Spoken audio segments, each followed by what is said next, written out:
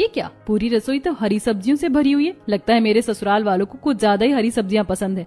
Nonveg वगैरह तो रसोई में होगा नहीं। एक काम कर लेती हूँ, पहले ऑर्डर कर लेती हूँ बाहर से।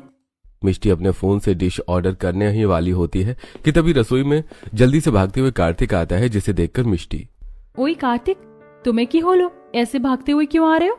तुमने कोई नॉनवेज तो ऑर्डर नहीं किया ना? मत करना, अपनी पहली रसोई में सब कुछ वेज ही बनाना। लेकिन क्यों, तुम्हारे घर में सब नॉनवेज खाता है ना? मेरे घर में सब शुद्ध शाकाहारी है, कोई मीट मछली को हाथ भी नहीं लगाता।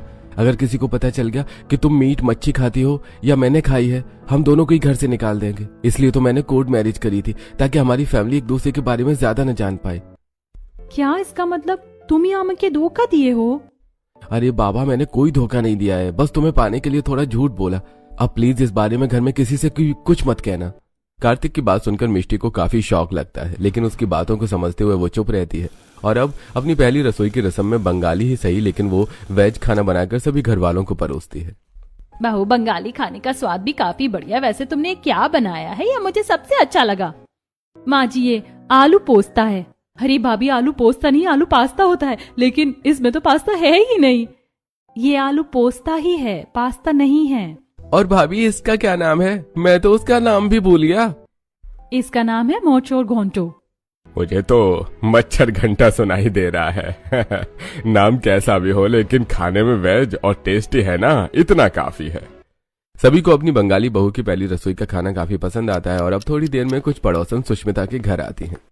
सुष्मिता, तुम तो मीट मच्छी से दूर रहने वाली औरत हो, और कब बंगाली बहू लेकर आ गई? अरे मैंने सुना है कि बंगाली लोग खूब मच्छी खाते हैं। अब तो तुम्हारे घर पर भी रोज मच्छी बना करेगी।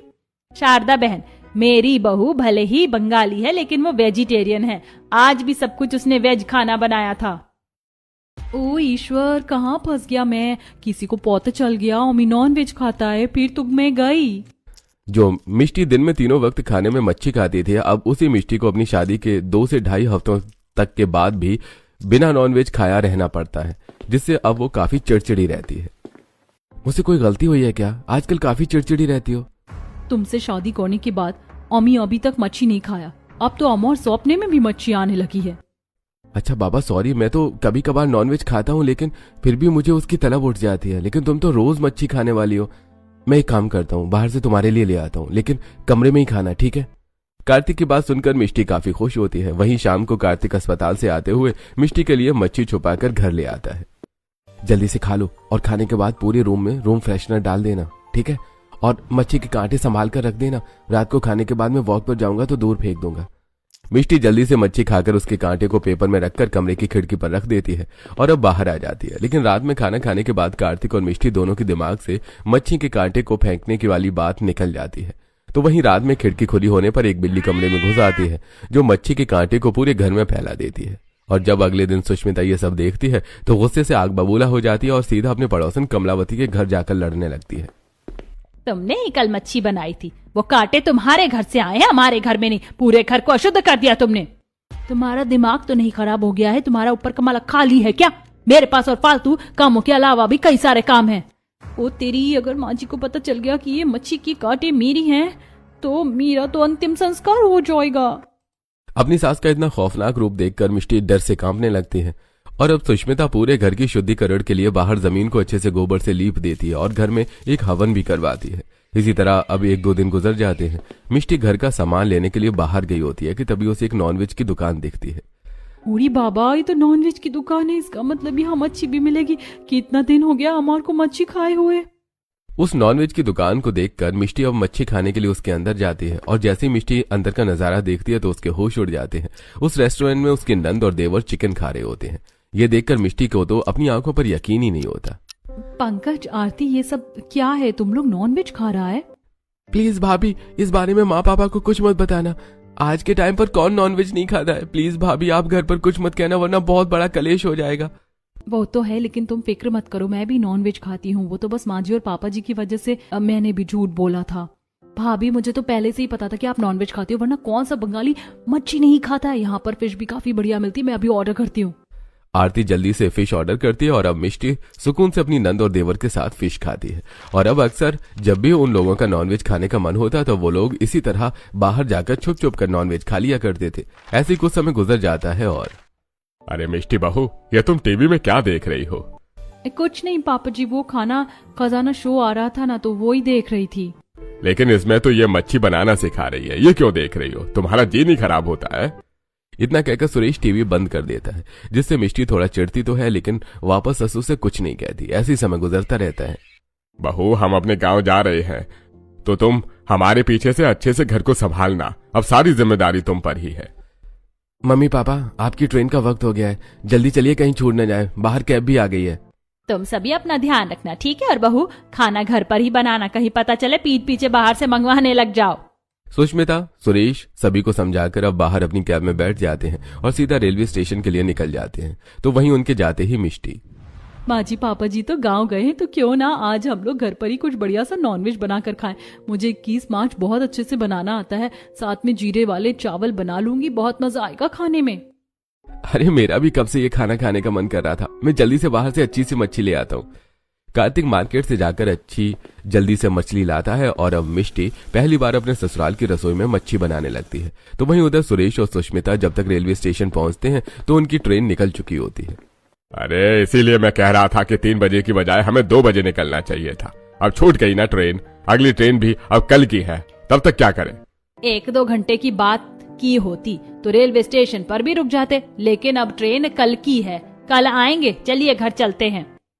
ट्रेन छूट जाने के कारण सुष्मिता और सुरेश अब वापस घर आने लगते हैं। तो वहीं उधर लगभग मिष्टी की मच्छी बनकर तैयार हो चुकी थी और इधर जैसे ही सुष्मिता सुरेश घर पहुंचते हैं, ये बदबू कुछ जानी पहचानी सी नहीं है, ऐसी बदबू तो कमलावती के घर से आती है।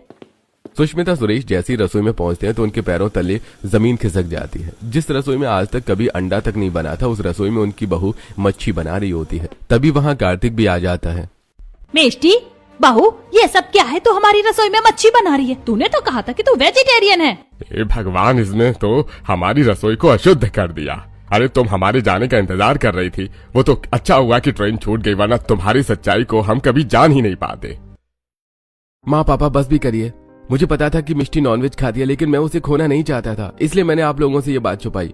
माँ पापा हमें माफ कर दो, हमें आपसे झूठ नहीं बोलना चाहता था, लेकिन क्या करता, हम शुरू से ही मच्छी खाता आया है, हम मच्छी के बिना कैसे रहता। धीरे बोल, अगर किसी पड़ोसी ने सुन लिया तो मुंह दिखाने के लायक नहीं रहेंगे। भगवान, अब मैं क्या करूं? सुष्मिता कार्तिक के हाथ से उस मच्छी को कूड़ेदान में फेंकवा देती है और अब पूरे घर को शुद्ध करने के लिए हर तरफ गंगा जल डालती है और साथ ही जिन बर्तनों में मिष्टी ने मच्छी बनाई थी उन्हें फेंक भी देती है। ये देखकर मिष्टी को काफी दुख होता है। तो वहीं दूसरी तरफ सुष्मिता की बंगाली बहू की मच्छी बनाने वाली बात अचानक पूरे मोहल्ले में फैल जाती है।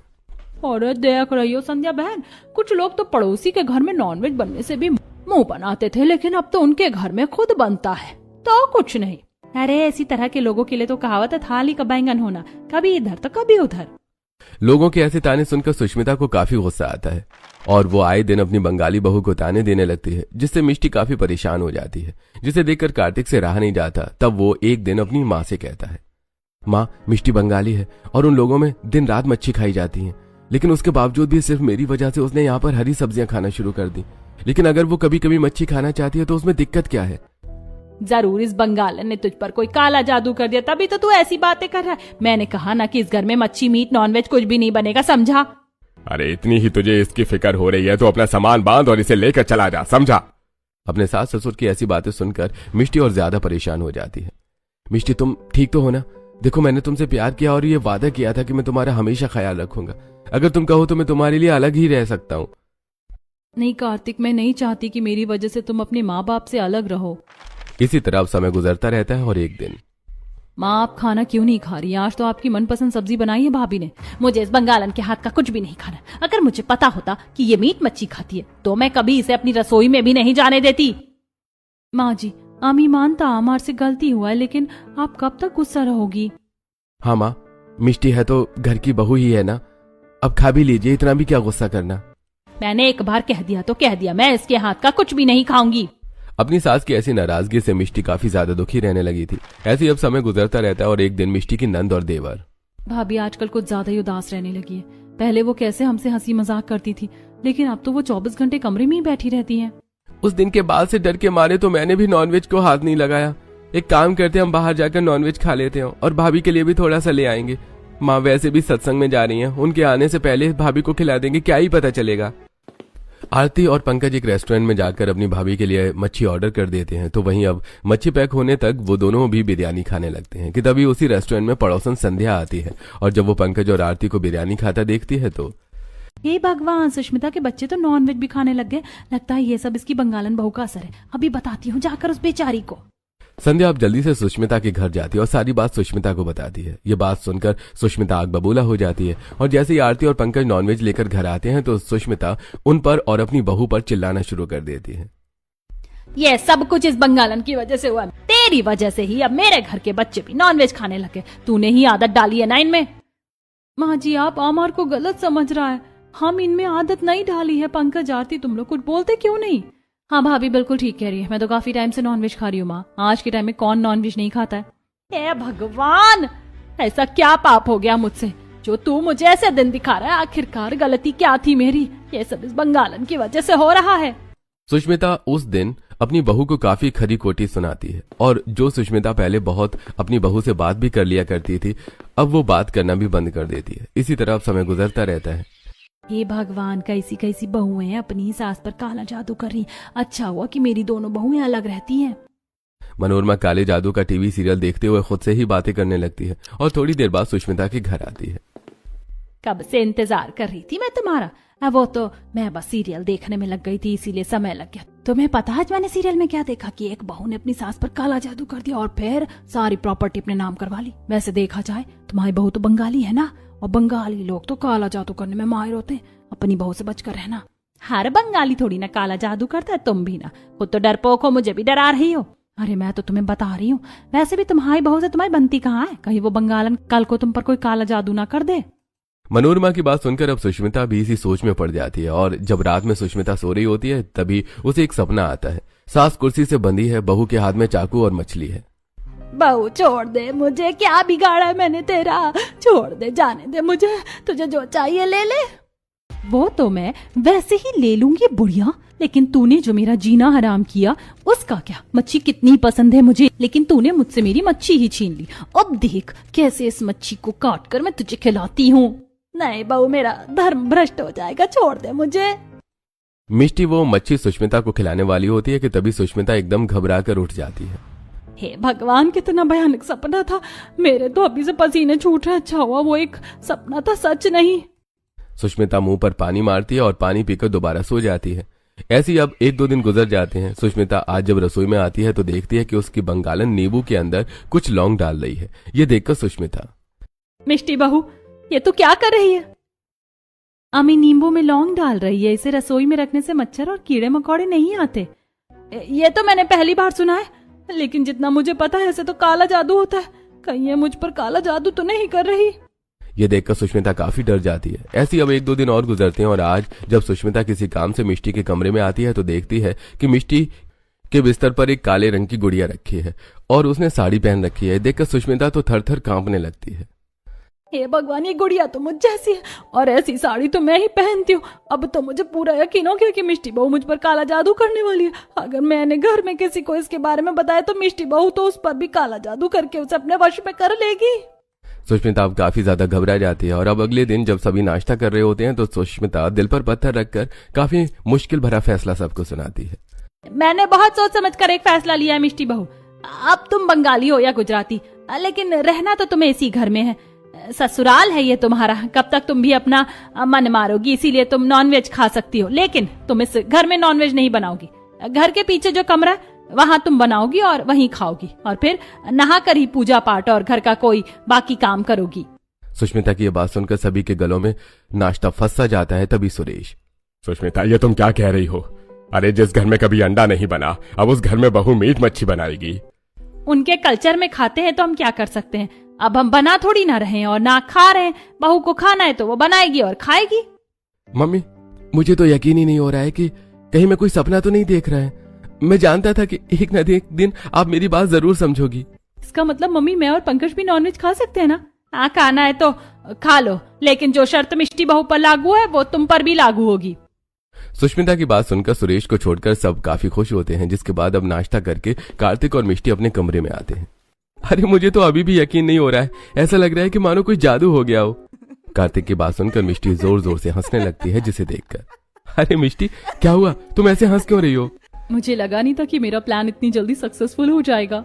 दरअसल कुछ दिन पहले जब मनोरमा सुष्मिता के घर आई थी और उसे वो काला जादू वाली बात बता रही थी तो मिष्टी चुपके से उसकी सारी बातें सुन लेती है। अच्छा, वैसे ये आइडिया इतना भी बुरा नहीं है, एक बार ट्राई करने में क्या जा रहा है, क्या पता माँ जी मान जाए। नींबू में लौंग डालना या बिस्तर पर गुड़िया का मिलन, ये सब मिष्टी की ही चाल थी ताकि वो अपनी सास को डरा सके और बाकी मिष्टी की चाल सक्सेसफुल हो जाती है। जानिए, हमारा तरीका सही था ना, लेकिन हम भी कार्तिक क्या ही करता, कब तक अपना क्रेविंग्स को कंट्रोल करता। अरे कोई बात नहीं मिष्टी, अम्मा मान गई ना, मैं तो इसी बात से खुश हूँ। वहीं दूसरी तरफ सुष्मिता भी सुरेश को सारी बात बता देती है और उस दिन के बाद से जब भी मिष्टी या उसके नंद देवर पति का नॉनवेज खाने का मन होता तो उसी कमरे में बनाते हैं और खाते हैं।